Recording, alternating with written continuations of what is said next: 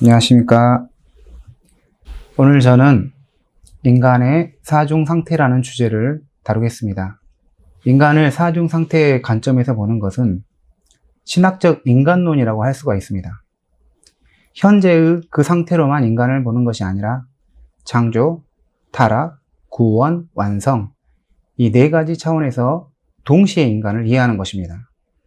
이러한 인간 이해는 신학에서만 강조되어 나타나기에 신학적 인간론이라고 할 수 있습니다.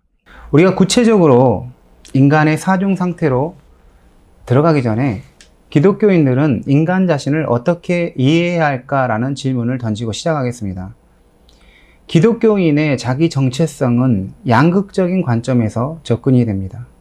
우리 자신의 위대함, 어떤 존귀함, 동시에 우리 자신의 비참함을 함께 생각하는 것이죠. 먼저 인간은 다른 어떤 존재들보다 존귀하고 위대하다라고 여겨지고 있습니다.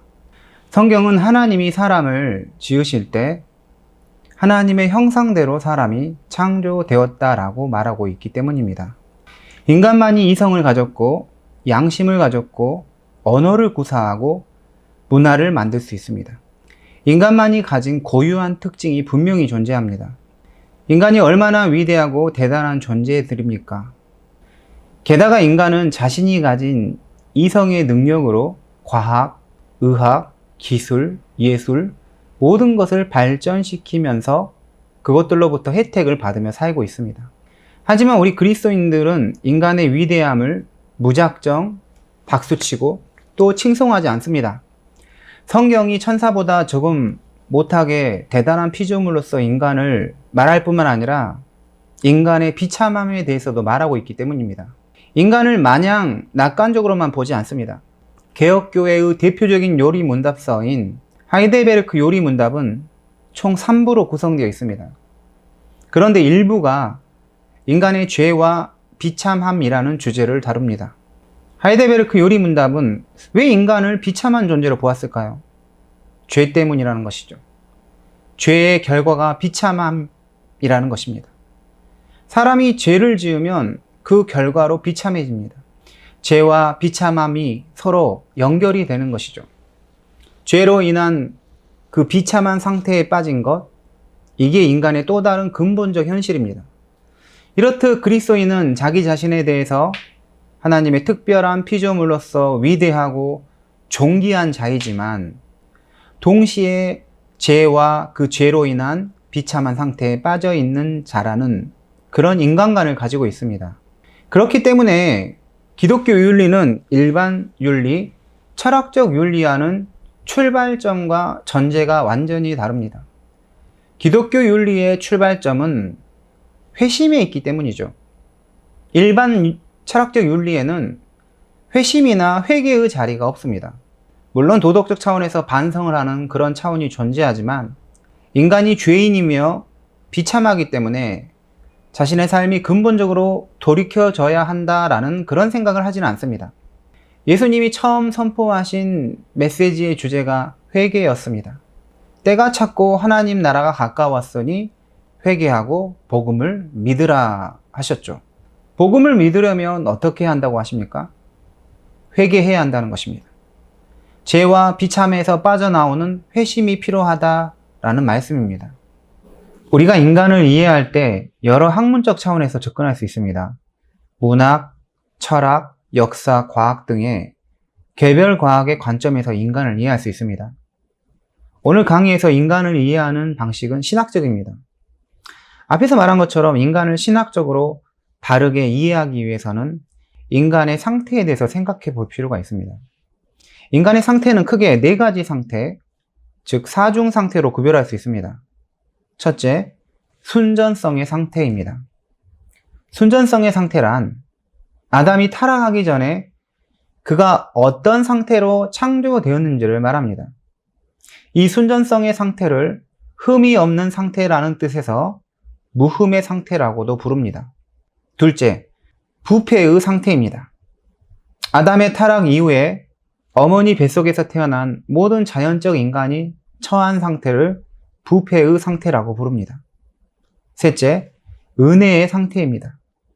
그리스도를 믿어 중생한 인간의 상태를 가리켜 은혜의 상태라고 부릅니다. 넷째, 영광의 상태입니다. 영광의 상태는 종말에 있을 인간의 궁극적 상태, 완성된 상태를 말합니다. 창조된 인간의 궁극적 목적에 해당한다고 할 수 있습니다. 사실 여기 이 사중 상태에 또 추가로 정죄의 상태를 넣을 수도 있습니다. 그리스도를 믿지 않는 자들이 받을 심판, 곧 정죄의 상태가 있습니다. 하지만 여기서는 신자들에게만 해당되는 사중 상태만 다루도록 하겠습니다. 앞서 인간의 양극적 정체성에서 우리 자신의 위대함과 동시에 우리 자신의 비참함을 생각한다고 했는데, 그 비참함이 죄의 결과 때문이라고 말했습니다. 따라서 인간의 사중 상태를 죄의 문제와 연결해서 생각해 보겠습니다. 앞서 인간의 첫 번째 상태를 가리켜서 순전성의 상태 또는 무흠의 상태라고 했습니다. 처음 타락하기 전에 아담이 가진 그 순전성의 상태에서 죄란 무엇이었을까요? 아직 아담이 죄짓기 전이죠. 여기서 아담은 죄를 짓지 않을 수 있었습니다. 그것을 라틴어로 포세 논 페카레라고 부릅니다. 즉 죄를 짓지 않을 수 있다입니다. 아담은 죄를 짓지 않을 수 있는 상태로 창조가 되었습니다.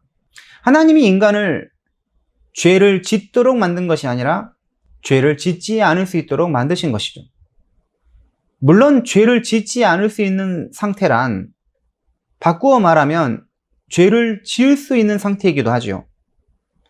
하지만 방점은 죄를 짓지 않을 수 있다에 있지 죄를 지을 수 있다에 있는 게 아닙니다. 하나님이 아담을 만드실 때 죄를 짓도록 창조하신 것이 아닙니다. 그런데 여기서 하나님은 아담이 죄를 지을 수 없게 만든 것도 아니었습니다. 만약 하나님이 아담을 죄를 지을 수 없게 만들었다면 그것은 자유의지를 가진 인간이 아닌 로봇으로 만든 것이나 다름이 없기 때문입니다. 타락 이전 아담은 자유의지를 가지고 있었기 때문에 죄를 짓지 않을 수 있었습니다. 하지만 아담은 하나님의 명령에 불순종하여 그의 의지로 선악과를 먹고 타락을 한 것이죠. 둘째, 부패의 상태입니다. 아담의 타락 이후 모든 인간은 부패한 상태 안에서 라틴어로 non posse non peccare, 죄를 짓지 않을 수 없게 됐습니다. 인간은 모두 죄를 짓지 않을 수 없는 상태가 된 것이죠. 어머니 뱃속에서 태어난 모든 자연인은 죄를 지을 수밖에 없는 존재가 되었습니다. 이에 대해서 성경은 모든 사람이 죄를 범하였음에 하나님의 영광에 이르지 못한다라고 말합니다. 아담 이후의 모든 인간은 아담의 원죄에 의해서 필연적으로 죄를 짓습니다. 죄를 필연적으로 짓는다는 것은 아무도 피할 수 없다는 것을 말합니다. 하지만 죄를 짓는 것은 자기 자신이기에 강제로 죄를 짓는 건 아닙니다. 자발적으로 죄를 짓습니다. 우리가 죄를 지을 때 아담 때문에 죄를 짓는다고 생각하지 않습니다. 아담 이후로 그 원죄의 영향력 아래서 자기 의지로 죄를 짓는 것입니다. 그러므로 자기가 지은 죄에 대한 책임은 아담에게 있는 것도 아니요, 하나님에게 있는 것도 아니요, 자기 자신에게 있습니다. 죄는 필연적으로 지어서 아무도 죄를 짓지 않을 수 없지만 그 죄는 자기 의지로 짓기에 강제로 짓는 것도 아닙니다. 필연적이지만 강제는 아닌 것이죠. 죄를 필연적으로 짓지만 강제로 짓는 것이 아니라는 것은 죄의 그 필연성 안에 죄를 지을 수 있는 자유가 남아있다는 것입니다. 바로 거기에 죄의 책임이 있습니다. 필연성 안에 자유가 죄 짓는 사람에게 있기에 죄의 책임은 자기 자신에게 있습니다. 오늘 강의를 정리하자면 타락 이전 아담은 순전성의 그 무흠의 상태로서 죄를 짓지 않을 수 있는 상태였는데 자기 의지로 죄를 짓고 그 후에 모든 자연적 출생을 하는 인간은 죄를 지을 수밖에 없는 자로 태어난 것이죠. 그래서 부패의 상태라고 부릅니다. 오늘 강의는 여기까지 하고 마치겠습니다. 감사합니다.